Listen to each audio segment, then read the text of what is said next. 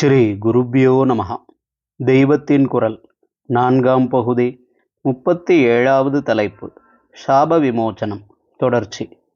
தேவர்கள் எல்லோரும் பிரம்மா சொன்னபடியே பிள்ளையாரை மனோவாக்காயங்கள் ஒன்றுபட்டு பூஜை பண்ணி வந்தார்கள்.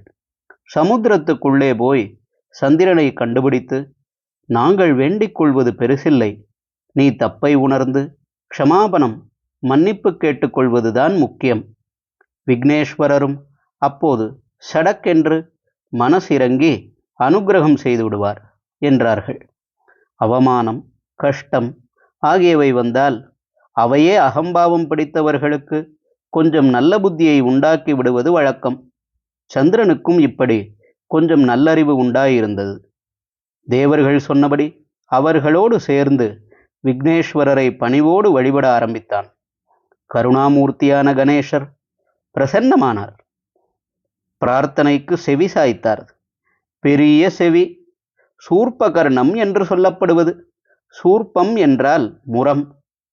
சந்திரன் பச்சாத்தாபத்தோடு மன்னிக்கச் சொல்லி பிரார்த்தித்தான். பெரிய மனசோடு பிள்ளையாரும் மன்னித்தார்.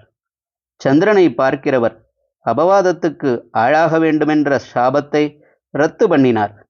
ஒரு சின்ன கண்டிஷனோடு. ஏன் அப்படியே ரத்து பண்ணாமல் ஒரு கண்டிஷன் போடுகிறேன் என்றால், என் வாயிலிருந்து ஒரு தரம் வந்துவிட்ட வார்த்தை எதுவும் அடியோடு வீணாகப் போகப்படாது. அதோடு கூட எந்த காரணத்துக்காகவும் கர்வப்படக்கூடாது.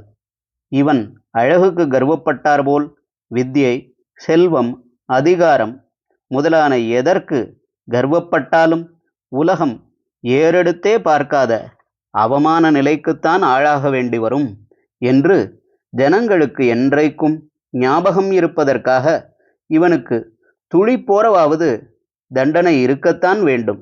ஆகையினால் என் ஆவிர்பாவ தினமான சுக்லபக்ஷ சதுர்த்திகளில் மட்டும் எவரும் சந்திரனை பார்க்கக்கூடாது என்றும், மீறினால் மித்யாபவாதத்துக்கு ஆளாக வேண்டுமென்றும் ஆக்ஞை செய்கிறேன் என்றார்.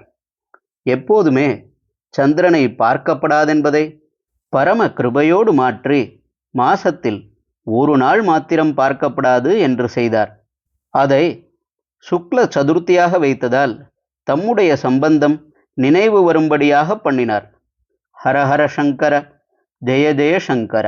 தெய்வத்தின் குரல் மேலும் ஒலிக்கும்.